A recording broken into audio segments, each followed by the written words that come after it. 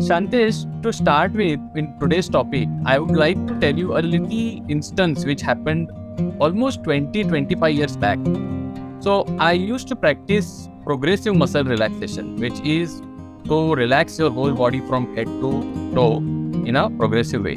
And I remember I used to also conduct classes of conduct how to do progressive muscle relaxation. I specifically remember one of my students by name Sagar, and he was in his fourth or fifth standard, if I'm not wrong. And I was, of course, 16, 17 years old that time. So when he started doing progressive muscle relaxation and using suggestibility, there was a kind of not only impact on his behavior and habits, but there was a substantial change in his study habits, and which resulted in him being more concentrated, more focused towards his study. That's what his parents also claimed, that then they wanted me to continue with the classes. So literally I was doing it kind of a free because I used to enjoy doing it, but then they started saying that why don't you start conducting classes on this. So it went to that extent.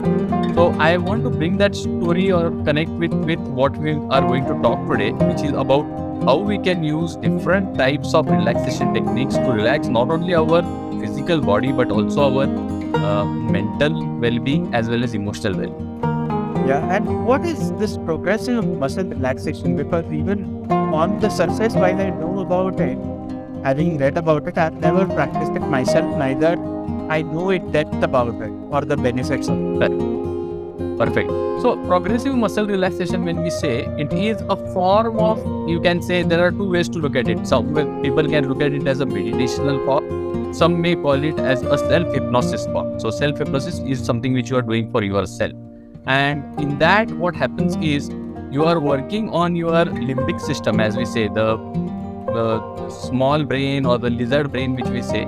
So we focus there and we are not putting too much stress on our conscious part. The whole attempt is to touch our subconscious and see how suggestions can help us improve some of the things. And that's where I said the whole topic of increasing concentration or increasing various habits was observed, because definitely when you are tapping your subconscious, you have access to not only change the subconscious but also develop new habits in the subconscious. So that's the whole premise in which the idea of progressive muscle relaxation. And the way to do that is, as I said, relaxing your body and giving suggestion in a particular way so that your whole body is relaxed in a given time. The same can be seen, and I have seen that happening in mindfulness meditation techniques. And before moving forward in this conversation, just very quick question is, you said giving suggestions to your mind in a particular way. What is this kind of particular way? Is it like an affirmative conversation or some sort of affirmations, or what is it exactly? Yeah, absolutely. What you are asking is the right point. It is more about affirmation. So you are taking your mind into a trance state, in a state of trance. And in that trance state, you are giving suggestions in an affirmative way. So say, for example, I say that I will wake up every day at 5 a.m. Now, that's a kind of suggestion which if I give it to myself on a regular way, it kind of gets registered in my brain in such a way that I actually start waking up at 5 o'clock. So, and many times it has been observed. So even without doing this, you might have seen that sometimes you have to go somewhere at say 5 a.m. in the morning, and before the alarm rings, exactly 30 seconds or 1 minute before we wake up, and then we close the alarm before it starts ringing. So we have to then literally switch off it. So that's the suggestion which you have given to your mind the previous night. Sorry. So because I'm really curious, and for our audience also, this is the conversation that we are having the first time. So I'm really kind of curious to understand this, because I have not known about progressive muscle relaxation in a deeper sense. The first part that you mentioned is a sort of a Wikipedia information, that much that I have, but I've never really consciously therefore practiced about it. Whenever I've read about it, it also seemed almost like esoteric, almost uh, uh, how do I say, uh, kind of something which is not meditation. Still seems rational, but this somehow felt is this irrational. It's like that secret kind of a book which was there. But at some levels, you also think that it really must be working. That's why people are talking about it. And then in this conversation, I had not thought that we'll start a conversation with this anecdotal story about your past incident. And I'm really now curious to know more about it, because what you said, Yeah.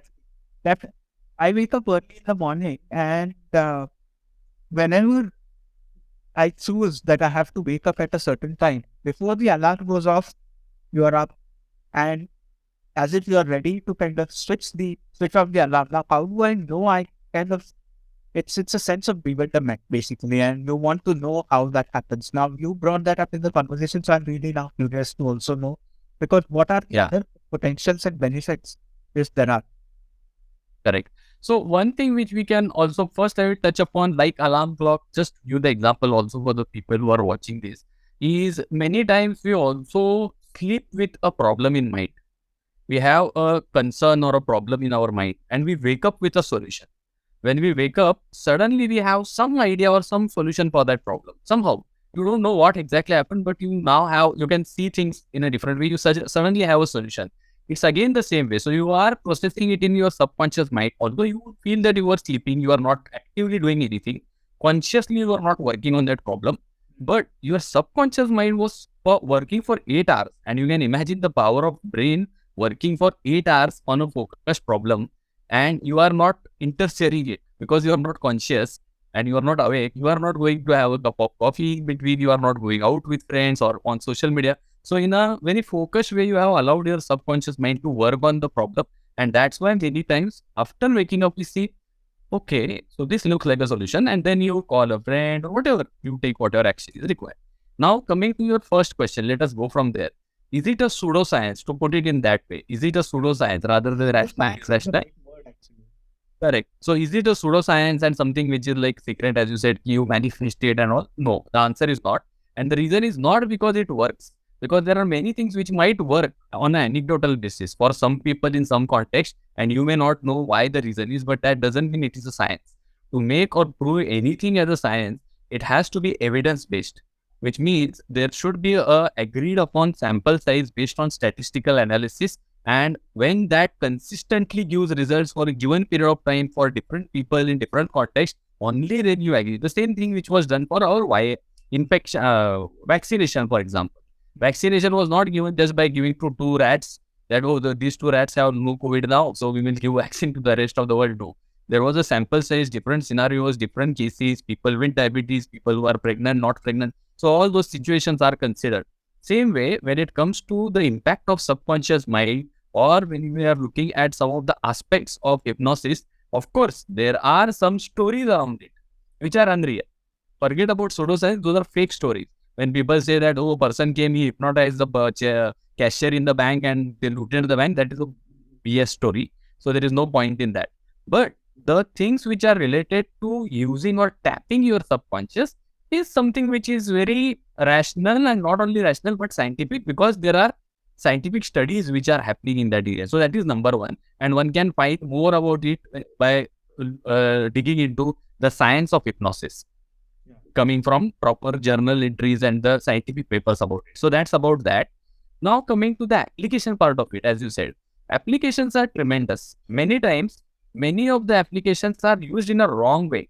Because if you see many marketing examples, if you see why a apple is an apple today, if I show you one apple symbol here also, if I just show you one Apple phone or Apple symbol, that brings several emotions within you. And there is a connection between that brand or a product with the association which you have with that. And that makes you pay hundreds and thousands and lakhs of rupees. And the joke goes that to buy the Apple phone, people sell their kidneys, kind of. Why is it that case? Because somewhere in marketing, this is used in a very powerful way. So the impact of subconscious, tapping your subconscious, is done in marketing for sure. It is also used by many politicians and many other influencers. So the reason why we get influenced by many of the politicians, and irrespective of what ideology they are, but we get influenced by their public speaking skills. If you see, many of the public speakers have used it, knowingly, unknowingly. I'm not saying that they are intentionally using it. They might be unintentionally talking. They think that that is their speaking style. But unintentionally they are causing that impact on your mind, and that definitely works. So there are multiple applications which, if done in a conscious and with a good intention, can be very helpful. And our today's topic, now we come to the core of the topic, because we've kind of digressed a lot while we are holding on to that topic. There are many other ways in which we also can bring a sense of sort of anchoring. And I would use the word anchoring because then it has no uh, uh, sort of connotation or an inclination. And therefore, you can look at various ways. For somebody, it could be meditation. For somebody else, it could be spirituality. For somebody, it could be just cleaning your car or filing the furniture while working on it. For somebody else, it could be going to a temple and chanting. And it can work in completely different dimensions. And these are completely sort of unrelated activities. But when your mind is engrossed into the right now, that's the common parameter that has been there. One. Two, there has been enough research being done about mindfulness through various techniques, but the result has been more or less the same, where essentially you are practicing mindfulness, be it, by meditating or be it by chanting, like I said, or through any other means. But in your day-to-day living, when you bring that, there is a sense of satisfaction. The third aspect, and the far more important aspect than just a research on sample size, is the quality of life, the quality of your day-to-day living experience is altered. You can see a difference in yourself. So forget about all the, experiments and research is being done. But if in your own experience, if there is an impact, if there is a positive sort of a impact that is being created, then how does it happen? Why is it necessary? And how can we really inculcate that into our lifestyle? Bringing it once is not the solution. Inculcating it and making it part of a lifestyle becomes vital. Yeah. So what is it that is causing the positive impact is a very interesting question, and many people have different ways of looking at it. So my take on that is, as I said, when we are tapping on the subconscious mind, it gives you two, three things. One is what we do in mindfulness also, we bring our attention to one particular point. So what we are doing is we are reducing the chaos around various things. The other thing which is very interesting in mindfulness, and which is kind of, in a way, in a thoughtless state we talk about, but then we are again thoughtful about it. So which means we are watching or observing our thoughts. And when we are observing our thoughts, the very interesting thing which happens is many of the labels which we have attached to ourselves and our situations, we can see that those are labels. And I think that is a very powerful, or you can say, insight or perspective when we are doing mindfulness. Because when I am seeing that I am angry, then am I angry, or I can see my anger? The moment I see my anger, then I can differentiate between anger and me. And that itself is a very powerful distinction, because when I can differentiate between myself and my anger, because otherwise I'm mixing two things. I am calling myself angry. I'm thinking I am angry. Whereas the moment one can see that, one can clearly distinguish between anger and oneself. So then you realize that you are not angry. True. That's a very important way to look at life, because we a lot of times casually in our language use this, that I am angry. Like, let's say that, or I am irritated. That I am not irritated.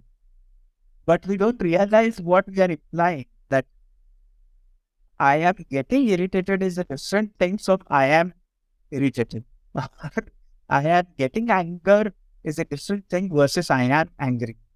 But that's one part of it. The other part of it also, which came to my mind when we were discussing, is the other day I was having a headache. So I was not obviously saying I am headache.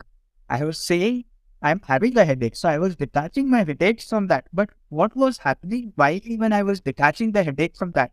I was bringing the past experience of my headache. I was bringing that and thinking where the headache start from. So I have not got proper sleep. I had an extra cup of coffee. All those reasons were only reinforcing my headache. And therefore, I was getting a headache, which was maybe the actual pain level was this, but it was getting amplified by another this. And so you were adding up to that. And that a lot of times we do without realizing, without kind of understanding that we are actually burdening our own situation. We are adding up to our problems. Absolutely. No, that's a very valid point. And I think many a times it resides in language. And that is why if you see certain aspects of relaxation, as we are talking today about it, is also connected with language and is very powerfully used in techniques like neuro-linguistic programming. So there, the use of language and programming for our neural system is connected in concepts like NLP. But you are right there. And there it is clearly observed how the use of language can actually impact your body, and actually your physical state can impact your mental state. The moment if I'm sitting like this, I'm actually giving a message to my brain and my system that I am exhausted. But the moment I sit straight and I change my posture, it also change my state of mind. So that's a clear connection, and same applies with language also, as I said. But how do we train ourselves to really observe that? That's a very important thing, because while, let's say, this conversation brings you an awareness that a posture change may happen, you may not observe it on day-to-day basis, or you may not be able to observe it immediately. That there is a change being happening when you sit like this, you are kind of lethargic and you feel dull. But when you or when you are really genuinely exhausted, how do I take it and then, just get up and be upright and try to be active? It doesn't work like that. And most likely that this conversation may seem open. But since I've kind of experienced it, I really feel that you have to really observe at small, subtler aspects of what is happening within you, how your muscle is twitching, or how your body is behaving, or what sort of thought triggers which sensation in your body. And that subtle observation can only happen through practice. But how do we kind of bring that into lifestyle? Because as a habit, if we bring, you are likely to kind of get out of it also. Or when the moment you get distracted, you're away from it. But the moment it is part of your lifestyle, then you will never question it. It's a natural progression that you get up and you go and brush your teeth. You don't question, what now I want to brush my teeth today. No, you will never question that. It's part of your lifestyle. And so similarly, how do we inculcate this? So I think not to say it like an answer or a solution, but one thing which comes to my mind when you're saying this is that when we say that it becomes a practice or a lifestyle, every lifestyle which we have, whether it is brushing teeth or whatever things we do in our day, have become our practice because we have been doing it consistently. So it kind of becomes a muscle memory. Same way, I think the way muscle memory happens for physical activities, for mental activities, the mental memory, or you can say the kind of association with various things and how we act in that situation is also a part of practice. So if I was getting angry in a given situation within 5 seconds in the past, now can I see that 5 seconds has moved to at least 10 seconds or 15 seconds, or can I catch myself when I'm angry within 5 seconds or 10 seconds? I think this is something, because I made When I catch getting myself, I angry. will have the choice whether to act Yes. upon the anger Yeah. or not. Correct. Once you catch, then there are multiple options. The problem is, as you rightly said, lack of awareness. Because we are not aware, that is the real problem. The moment you are aware, you always have multiple choice whether to continue with it or do a better choice. Absolutely. And I think that becomes really important to really understand ourselves. One of the things which was coming to my mind as you were talking about building a pattern or repeating things is in our earlier conversations, we have talked about habit being a compulsive sort of an approach. So habit also has a connotation with negative things like drinking habits, smoking habits, and so on and so forth. And I think it was one of our audio podcasts like many months ago. But what comes to my mind is even when you make it a lifestyle, to brushing your teeth became a lifestyle after a point, but you had to be habituated to first do that in the morning. For me personally, when I started meditating, and I'm a very rational person, so I needed meditation because I was kind of losing calmness with it and I was losing balance and composure. and that was really taking a toll on my mental health. So I started meditating separately, where I had taken up meditation. They instructed that for the next 1.5 months, you just practice without questioning. And for a rational person not to question and then do that meditation was very difficult and challenging. But okay, something had clicked there in those 3-4 days workshops, so let's do it. When I did that for 45 days, it was working. And again, for a rational mind, it was becoming very difficult for me to comprehend what is actually that is working, what is it that is not working. But having said that, I thought, okay, let me keep that aside for a while. When it is working, why question? And just keep doing it. Today, I'm at a stage where I'm in mood, no mood. Sometimes you feel great about meditating. Sometimes you really kind of feel, because depending on the quality of sleep that you've had probably the previous night, the quality of meditation also is enhanced or deteriorated. And regardless of that, you don't question the act of meditation. That you just get up, come out, sit, meditate for whatever time that you have kind of given for yourself, and you get up and energize and go up. You don't question that. So for inculcating that into lifestyle, first I had to bring to a habit cycle as well. So for our audience, I would like to bring whatever you're following or whatever way you want to bring calmness within you. Be it through chanting, be it through going to a temple, be it through engrossing yourself into work or cleaning your car or watering your plants, or be it through journaling, meditation, whatever works. And if you want to start now, first consider building a strong habit around. And while it might seem compulsive, while it might have a negative connotation, I really think that over a period of time, and you don't know at what point, but it slowly transitions from habit into your lifestyle. And you start seeing the benefits of that. And you start becoming subtler and subtler about looking and observing yourself through that. So that's part from my side. Prasanna, any closing comments on your side before we complete the conversation? No, I would like to reinforce your point. I think every one of us has an opportunity to start, and ultimately it comes to awareness. And I would also not go into that conversation of whether it is a good meditation or bad meditation, because even a bad meditation, if you are aware, then you have done your part. So I think and that was very difficult for me, to be very honest. As you said, in the initial days of meditation, I was finding that the disturbances, the noise around, it is not happening in the right way. The right way to meditate was something which was bothering me. But when I started seeing that botheration, that itself is meditation.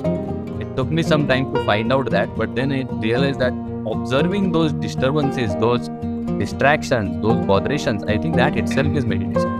The rest all, I think, falls in place. So I agree with the same point as you said. Getting started with whatever form of relaxation one likes is the right way to begin. Absolutely. And we can complete our conversation with this story, which I heard, I think, in one of the videos of Sadhguru, which was very interesting that there are these two meditators, both of them want to smoke up also. So they go and ask their teacher. And so one person, the teacher goes and asks the teacher that, can I smoke while I'm meditating? And the teacher says no, and he sees the other guy, and the other guy is smoking. He said, what did you do? I asked, can I meditate while I'm smoking? And the teacher said yes. So you can really find balance even in the activities that you're doing while you're doing. And essentially, I think that is something which we will have to look at. At that note, I think we can complete our conversation for today. Thank you so much for listening.